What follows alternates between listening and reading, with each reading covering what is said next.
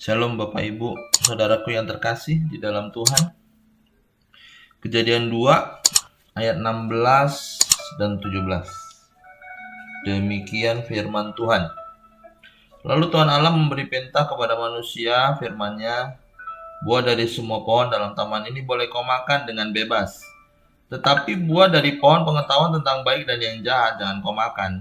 Sebab pada saat engkau memakannya, engkau pasti mati. Allah memberikan Adam dua perintah mutlak dan sederhana. Yang pertama adalah berbentuk izin bebas. Adam boleh makan dari semua dan setiap pohon yang ada di taman itu. Yang kedua, Tuhan melarang Adam untuk tidak memakan buah dari pohon pengetahuan tentang yang baik dan yang jahat yang ada di tengah taman itu. Dua perintah Allah ini jelas dan sederhana, mudah ditaati. Izin bebas yang diberikan Allah kepada Adam itu adalah izin tak terbatas, yang mana taman yang diciptakan Tuhan itu banyak beragam pohon. Dan di ayat 9 dituliskan bahwa semuanya itu menarik dan baik untuk dimakan. Kata menarik di ayat 9 itu bisa dibayangkan begini.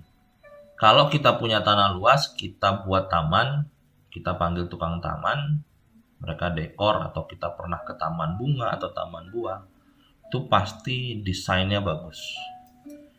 Bahkan bisa buat kita pakai liburan gitu ya.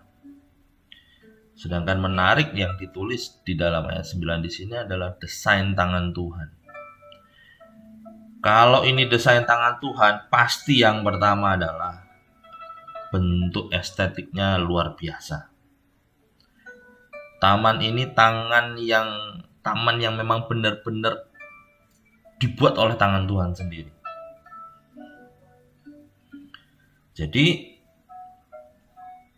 taman ini pasti satu, tidak hanya bisa dimakan secara material, tapi juga memiliki nilai estetik tinggi. Nah, hal ini adalah pemberian Allah yang kita kenal dan Allah yang murah hati. Nah, di sini nih kalau kita mau pahami tentang kata selanjutnya yaitu pohon kehidupan, kita bisa bandingkan dengan Yohanes 17 ayat 3. Isinya begini. Inilah hidup yang kekal itu, yaitu bahwa mereka mengenal Engkau satu-satunya Allah yang benar dan mengenal Yesus Kristus yang telah Kau utus. Di kitab Yohanes 17 ayat 3 yang perlu kita garis bawahi adalah ada hidup yang kekal dan bagaimana mengenal Allah yang benar. Apa kaitannya dengan Kejadian 2? Kejadian 2, Allah sendiri yang berkata kepada Adam mengenai pohon pengetahuan yang baik dan yang jahat. Itu adalah sebuah pohon kehidupan yang ada di tengah-tengah taman. Menjadi sentral dari taman itu sendiri. Sedangkan kitab Yohanes mengatakan bahwa Yesus adalah satu-satunya sentral dari kekekalan itu sendiri. Kehidupan yang kekal itu sendiri. Dan bagaimana kita mengenal Engkau, kita mengenal Yesus, satu-satunya Allah yang benar. Jadi ada korelasi gambaran walaupun sekilas dalam pernyataan bahwa penyertaan Tuhan atas manusia di Taman Eden, ya, artinya di situ tuh Tuhan tidak membiarkan Adam itu sendiri.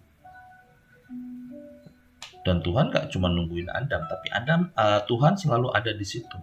Ya itulah. Bisa berbentuk dari pohon pengetahuan tentang yang baik dan yang buruk. Dan bahwa Tuhan sendiri memang berjalan-jalan bersama mereka di taman itu. Itu ada di Kejadian 3 ayat 8. Yang bunyinya begini. Ketika mereka mendengar suara Tuhan Allah yang berjalan-jalan di taman pada waktu hari sejuk, manusia itu dan istrinya menyembunyikan diri dari hadapan Tuhan dan Allah di antara pepohonan di taman. Jadi taman yang dibuat Tuhan tidak hanya untuk menyertai manusia, tapi di situ Allah hadir di tengah-tengah manusia. Allah ngobrol dengan Adam. Allah selalu ada di tengah-tengah untuk Adam dan selalu berbicara dengan Adam. Mereka punya hubungan yang baik sekali. Taman yang baik, Tuhan yang baik. Nah, penyertaan Tuhan sebagai pohon kehidupan dan Allah yang kekal dan kehidupan yang kekal. Waktu itu belum ada yang namanya Adam jatuh ke dalam dosa. Jadi semua itu serba kekal. Pohon pengetahuan tentang yang baik dan yang jahat itu bukan karena pohon itu memiliki nilai atau bersifat magis, tidak. Tapi bisa kita lihat bahwa pohon itu juga melambangkan pengawasan buat Adam dan Hawa. Karena perintah Tuhan itu gampang, mudah sekali. Jangan makan yang di tengah. Yang lainnya silakan. Kamu makan, mau habisin monggo, silakan. Nah, di sini nih, kenapa benar-benar tidak boleh dimakan? Gitu ya. Jadi memang Tuhan ciptakan itu ya untuk mengawasi manusia juga, menurut saya. Nah, sedangkan manusia sendiri diciptakan menurut gambar Allah. Jadi mereka, manusia, Adam dan Hawa itu, saya yakin mereka juga memiliki banyak kemampuan moral yang menyertainya untuk menilai mana baik, mana jahat. Nah, mereka pasti paham tuh. Jika mereka tidak patuh kepada Allah, maka mereka akan mendapatkan pengalaman hukuman karena telah berlaku jahat atau berlaku tidak mendengar perintah Allah. Hal ini sudah pasti. Mereka paham betul itu. Karena Tuhan waktu menciptakan manusia serupa dan segambar, bukan berarti manusia itu cacat.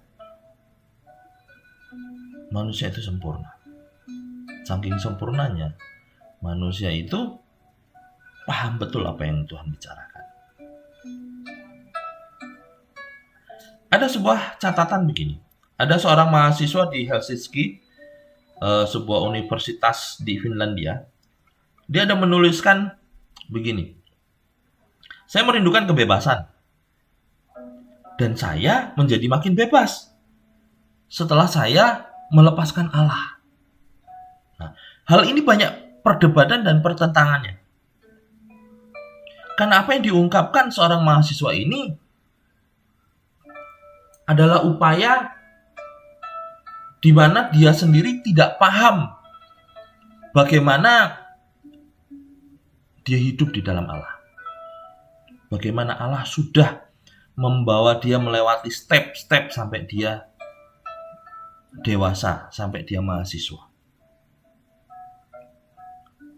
Karena bagi saya, kebebasan sejati itu tidak diperoleh dengan melepaskan Allah atau membuang kuk yang dari Allah, melainkan dengan penyerahan diri penuh kepada kuk itu. Caranya bagaimana? Ya, caranya mudah. Menahan diri dari apa yang dilarang. Kita tahu ya, kuk itu adalah sebuah ikatan di leher, bisa dari kayu, bisa dari besi, seperti Yesus memanggul salib. Tapi ini memang benar-benar terkalungkan di leher. Nah, kuk ini memang berat. Tapi kuk yang dari Allah itu adalah harusnya mengingatkan kita apa-apa yang Tuhan larang buat kita lakukan. Karena kepatuhan itu berarti kehidupan. Sedangkan ketidakpatuhan berarti kematian. Tuhan Yesus memberkati.